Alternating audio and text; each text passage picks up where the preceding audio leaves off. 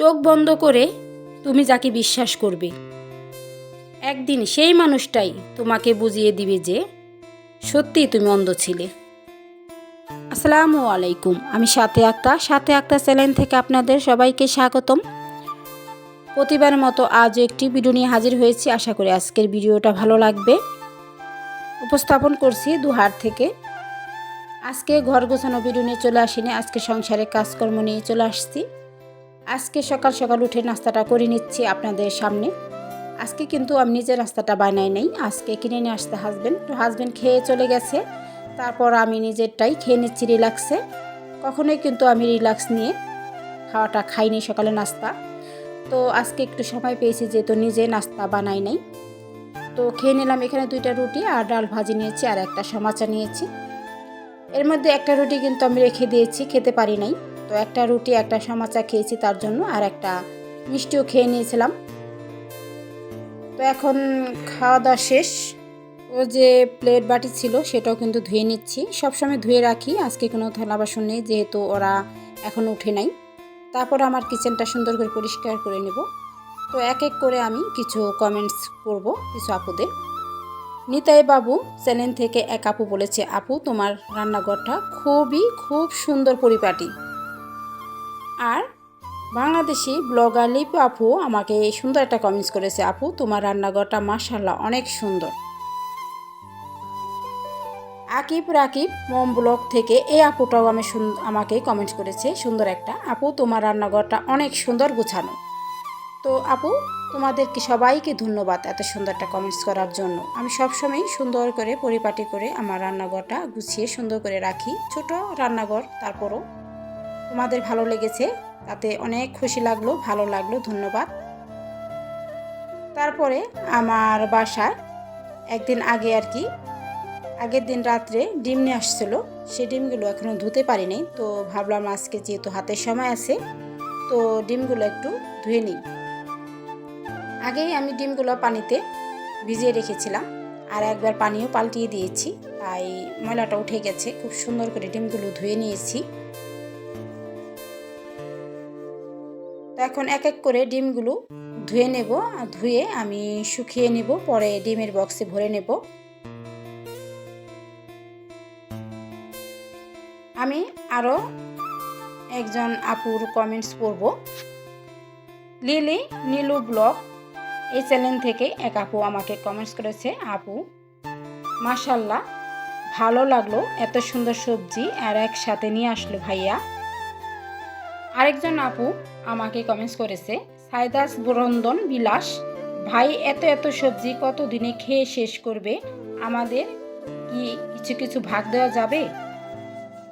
তো ভাইয়া এভাবেই অনেক সবজি নিয়ে আসে, সব সময় অনেক নিয়ে আসে, তো আমি শেয়ারও করি।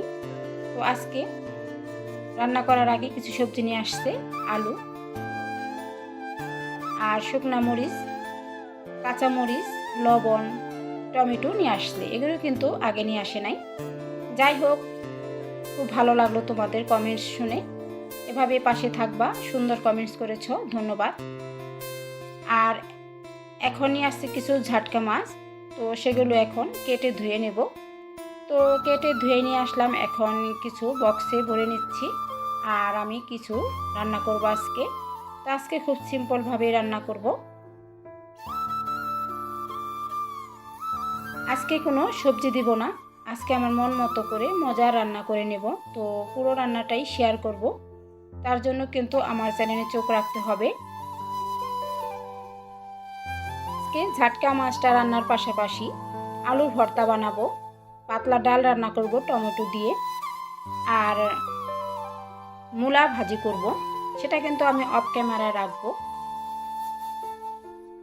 যাই হোক, মাছগুলো কেটে নিয়ে আসছে, তো কিছু রেখে দিলাম, আর এখন লবণ দিয়ে মেখে রাখছি যাতে লবণটা মাছের মধ্যে ঢুকে যায়। তো এক আপুর কমেন্টস করব, আফরিন্স ডেলি ডায়েরি থেকে এ আপু বলেছে, আপু একটা ট্রাইপড ব্যবহার করে ভিডিও করবেন, তাহলে ভিডিওর কোয়ালিটি আরও ভালো হবে। তো আপু আমার ট্রাইপড 3টা আছে, ছোট থেকে বড়, বড় থেকে ছোট, কিন্তু যেহেতু আমার একটু আলসে ভাব হয়, সবসময় কিন্তু আমার এইটা ব্যবহার করতে মনে চায় না। তো তুমি যখন বলেছো তাহলে এখন থেকে কষ্ট হলো আমি ট্রাইপড ব্যবহার করব। সত্যি আমি দেখেছি এটা দিয়ে ভিডিও করলে ভিডিওর কোয়ালিটি অনেক সুন্দর হয়। তো আজকে আমি ভিডিওটা করেছি বেশিরভাগই এই ট্রাইপড ব্যবহার করে। আজকের ভিডিওটা কিন্তু এটা ব্যবহার করেছি। তো কোয়ালিটি কেমন হয় আমাকে অবশ্যই কমেন্টস করবা। তোমার সুন্দর একটা কমেন্টস কিন্তু আমার অনেক উপকার দিয়েছে। এভাবেই কিন্তু আমার পাশে থাকবা আপু, তোমাকে অসংখ্য অসংখ্য ধন্যবাদ।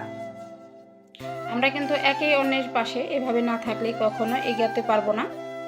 তো দোয়া রইল আপু তোমার জন্য, আর অনেক অনেক ভালোবাসা রইল। যাই হোক, এখন রান্নাটা শুরু করে দিয়েছি। তো মাছগুলা আমি লবণ এবং মশলা দিয়ে মেখে এখন ভাজা করে নিচ্ছি অল্প করে। তো এপিট এপিট করে আমি হালকা করে ভেজে নিয়েছি।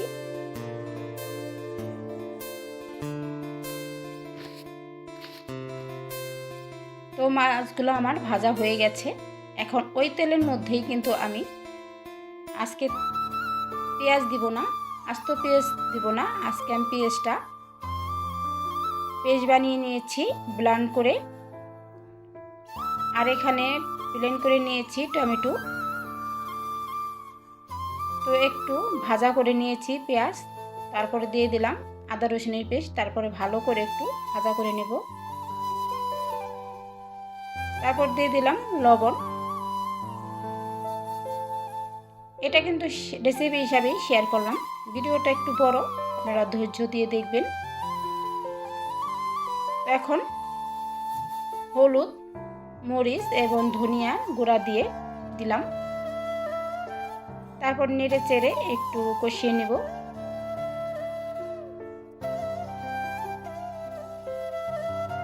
আগে কিন্তু একটু লবণ দিয়েছি, এখনো দিয়ে দিলাম। তো এরকম করে ভাজা করে নিয়েছি। তারপরে দিয়ে দিলাম টমেটো পেস্টটা। টমেটো কিন্তু আমি পেস্ট বানিয়ে নিয়েছি ব্লেন্ড করে। এভাবে রান্না করলে কিন্তু বাসার সবাই খেতে পছন্দ করে। তো কাঁচামরিচটা এখন দিয়ে দিলাম। একটু ঝাল ঝাল হবে, কিন্তু খেতে কিন্তু অসাধারণ হয়। তো এখন ভাজা মাছটা দিয়ে দিচ্ছি। ভাজা মাছ রান্না করতে করতে একটা কমেন্টস করে নিই। সম্পার সংসার থেকে আপু বলেছে, আসসালামু আলাইকুম আপু, আমি আপনার 1K তম সাবস্ক্রাইবার। কুসুম কভারগুলো খুব সুন্দর হয়েছে। ধন্যবাদ আপু, তুমি আমার পরিবারে যুক্ত হয়েছে বলে। এভাবেই পাশে থেকো, আমিও তোমার পাশে থাকবো। আর আমার কুসুম কভারগুলো ভালো লেগেছে ধুলে, আরও তোমাকে ধন্যবাদ। পড়তে পড়তে কিন্তু আমি ভাজা জিরে গুঁড়ো দিয়ে আমার রান্নাটা শেষ করে নিলাম। আর এখন আলুর ভর্তাটা বানিয়ে নিচ্ছি। এর মধ্যে আরেকটা কমেন্টস করছি, এম কালেকশন থেকে এক আপু বলেছে, আলহামদুলিল্লাহ 1000 পূরণ করে দিলাম, এগিয়ে যাবেন। তো ধন্যবাদ আপু তোমাকে, তুমি আমার পরিবারে চলে আসছো বলে। নতুন নতুন অনেক আপুরাই আমার চ্যানেলে যুক্ত হয়েছে। তো সবাইকে অনেক অনেক আমার মন থেকে ভালোবাসা ও দোয়া। নতুন আলু দিয়ে ভর্তা করে নিচ্ছি, আর কাজও করছি, আর কমেন্টসও করছি। কিন্তু শুকনা মরিচটা আগেই ভেজে নিয়েছি, তারপরে পেঁয়াজটা ডলা দিয়ে নিয়েছিলাম, তারপরে আমি ভর্তাটাও বানিয়ে নিলাম। আর এর মধ্যে আমার রান্নাটাও দেখিয়ে দিচ্ছি কী কী রান্না করেছি। তো আজকের ভিডিওটা কেমন লাগছে, যদি ভালো লাগে আমার চ্যানেলের পাশেই থাকবেন। আজ এই পর্যন্ত, আরেকটি ভিডিও দেখার আমন্ত্রণ রইল। আল্লাহ হাফেজ।